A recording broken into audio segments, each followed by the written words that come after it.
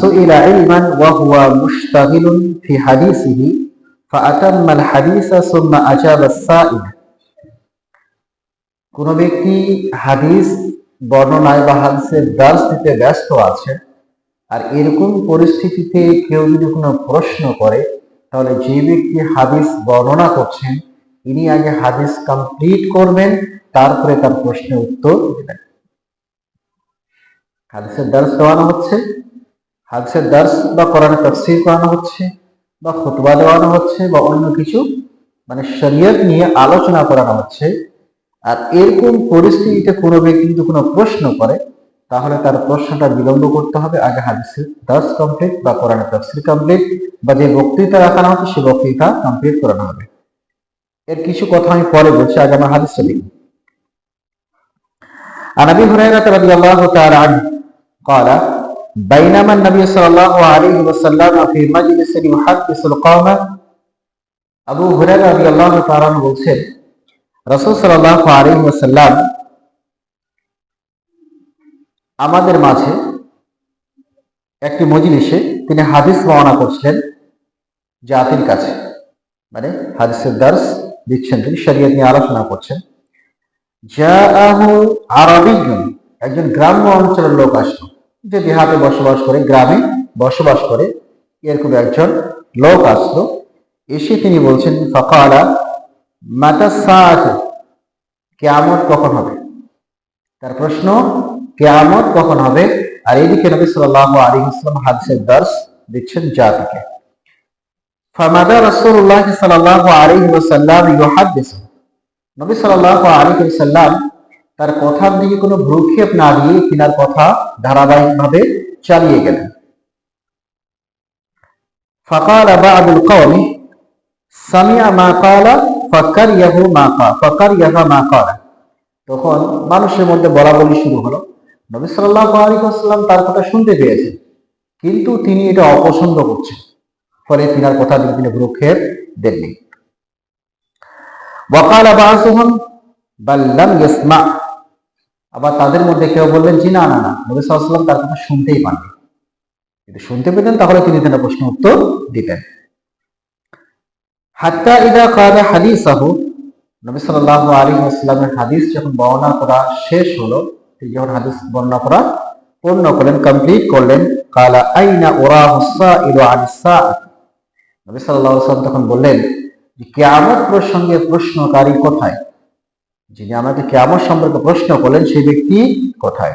ক্বালা হা আনা ইয়া রাসূলুল্লাহ, তখন সেই ব্যক্তি বলেন আল্লাহর রাসূল আমি এখানে আছি।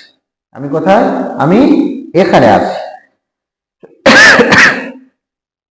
ক্বালা ফাইদা যুকিয়াতিল আমানাতু ফান্তাজিরিস সাআতা, নবী সাল্লাল্লাহু আলাইহি ওয়াসাল্লাম দেখো যখন আমানত নষ্ট হবে তখন তুমি কিয়ামতের জন্য অপেক্ষা করো।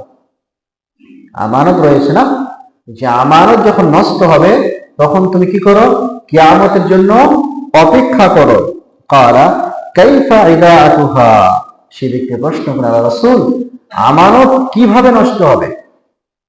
আমানত যে মানুষের কাছে রাখানো হয় বা তার আমানত কারো কাছে আছে, তো এটি কি করে নষ্ট হবে?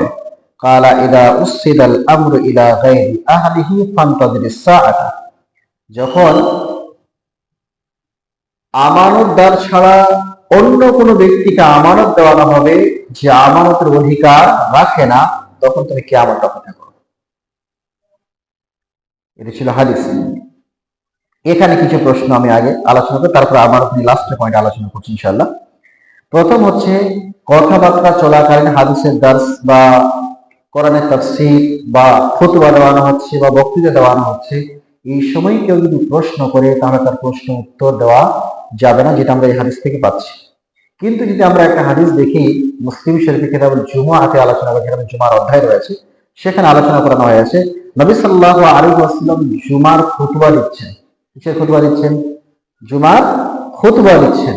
খুতবা চলাকালীন একজন ব্যক্তি দ্বীন সম্পর্কে জানতে চাচ্ছে। কি সম্পর্কে? দ্বীন কি জিনিস আপনি আমাকে বোঝান। নবী সাল্লাল্লাহু আলাইহি ওয়াসাল্লাম খুতবা বন্ধ করলেন। খুতবা বন্ধ করে তিনার সামনে চেয়ার নিয়ে আসানো হলো, তিনি চেয়ারে বসলেন আর সেই ব্যক্তিকে দ্বীন বুঝিয়ে দিলেন। দিন বুঝার পর আবার তিনি গিয়ে খুতবা দিয়ে খুতবা কমপ্লিট করলেন। তো ওই হাদিসের মধ্যে খুতবা চলাকালীন এত গুরুত্বপূর্ণ বিষয় খুতবা বন্ধ করে তাকে দিন শিক্ষা দিচ্ছে, আবার গিয়ে বাকি খুতবা পূর্ণ করছেন। আর এই হাদিসের মধ্যে হাদিসের দর্শ দিচ্ছেন, ব্যক্তি প্রশ্ন করছে কিন্তু তার প্রশ্ন উত্তর দিচ্ছে না, হাদিস কমপ্লিট করে তারপরে তার প্রশ্ন উত্তর দেওয়া আছে। তো দুটোতে বিপরীত হয়ে যাচ্ছে না, মনে হচ্ছে তুমি? জি না। এখান থেকে মুহাদ্দিস ইকরামরা এর সলিউশন, এর সমাধান দিয়েছেন যে কোন ব্যক্তি যদি কাউকে কোনো প্রশ্ন করে আর সেই প্রশ্নের উত্তর যদি তার না জানা থাকে, তাহলে প্রশ্ন উত্তর জেনেই সে তার উত্তর দেবে। প্রশ্ন উত্তর জেনে তার উত্তর দিবে, এক। দ্বিতীয় হচ্ছে, যে ব্যক্তি হাদিসের দার্স বা কোরআনের তাফসীর বা কোনো বিষয় নিয়ে আলোচনা করছেন আর কোনো ব্যক্তি প্রশ্ন করেছে, তার প্রশ্ন থেকে যদি হাদিসের দার্সের বিষয়টা খুবই গুরুত্বপূর্ণ হয় বা কোরআনের তাফসীর যদি তার থেকে বেশি খুবই গুরুত্বপূর্ণ হয়, তাহলে আগে হাদিস বা কোরআনের তাফসীরের দার্স বা বক্তৃতা কমপ্লিট করবে, তারপরে তার উত্তর দিবে। 3 নম্বর হচ্ছে, যে ব্যক্তি প্রশ্ন করেছে এই ব্যক্তি যদি অপেক্ষা করতে পারে, প্রশ্ন করেন চলো আগে বক্তৃতা কমপ্লিট তারপরে আমি উত্তর দিব, তাহলে উত্তর পরেই দিবে, আগে হাদিসের দার্স কমপ্লিট করবে। 4 নম্বর হচ্ছে, যে ব্যক্তি প্রশ্ন করেছে আর এই ব্যক্তির প্রশ্ন উত্তরটা এখনই জানা উচিত, এই ব্যক্তির প্রশ্ন উত্তর এখনই তাকে জানতে হবে, তাহলে সেই ব্যক্তিকে ওই সময়ে তার প্রশ্ন উত্তর দিতে হবে, ওই সময়ের মধ্যে তার প্রশ্ন উত্তর দিতে হবে। তো প্রথম যদি আমরা দেখি, খুতবা চলছে আর নবী সাল্লাল্লাহু আলাইহি ওয়াসাল্লামকে প্রশ্ন করছেন কি বিষয়? দ্বীন শিক্ষা, সবথেকে গুরুত্বপূর্ণ বিষয়। সবথেকে গুরুত্বপূর্ণ বিষয় কি? দ্বীন শিক্ষা অর্জন করা। নবী সাল্লাল্লাহু আলাইহি ওয়াসাল্লাম খুতবা দিচ্ছিলেন আর সেই ব্যক্তির জানার খুবই প্রয়োজন, তো খুতবা বন্ধ করে সেই ব্যক্তিকে তিনি দ্বীন শিক্ষা দিয়েছেন। আর এই ব্যক্তি কিয়ামত প্রসঙ্গে জিজ্ঞাসা করছেন আর নবী সাল্লাল্লাহু আলাইহি ওয়াসাল্লাম এর থেকে গুরুত্বপূর্ণ বিষয় নিয়ে আলোচনা করছেন, তার জন্য নবী সাল্লাল্লাহু আলাইহি ওয়াসাল্লাম হাদিস কমপ্লিট করলেন, তারপর সেই ব্যক্তি তার প্রশ্ন উত্তর দিয়েছে। বিষয় বুঝতে পেরেছেন হাদিসের মধ্যে কি বলানো হয়েছে? জি। লাস্ট পয়েন্ট এবার আমরা আলোচনা করি, আমানতের খেয়াল। যখন আমানত নষ্ট হবে, মানে যে ব্যক্তি আমানত রক্ষা করতে পারবে না সেই ব্যক্তিকে আমানত দিয়ে দেওয়া হবে। এখান থেকে এর ব্যাখ্যা করানো হয়েছে যে জ্ঞানবান ব্যক্তিকে আমানত না দিয়ে মূর্খ লোককে তার পদ দিয়ে দেওয়া হবে। যেটা অধিকারী ছিল কি? একজন আলিম, একজন জ্ঞানবান ব্যক্তি যে আমানত রক্ষা করতে পারবে, এরকম ব্যক্তি, কিন্তু তাকেই সেই পদ দেওয়ানো হয়নি, তার কাছে আমানত রাখানো হয়নি। আমানত রাখানো হয়েছে তার কাছে যে ব্যক্তি আমানত রক্ষা করতে পারবে না, আমার সম্পর্কে যার কোনো জ্ঞান নেই, তাকে দেওয়া হয়েছে। আজকে যদি দেখি এই প্রশ্ন নবী সাল্লাল্লাহু আলাইহি ওয়াসাল্লামের সময় করানো হয়েছে, আর ফিট যদি করি আমরা, আমাদের এই পিরিয়ডে ফিট হচ্ছে, এই যুগে ফিট হচ্ছে।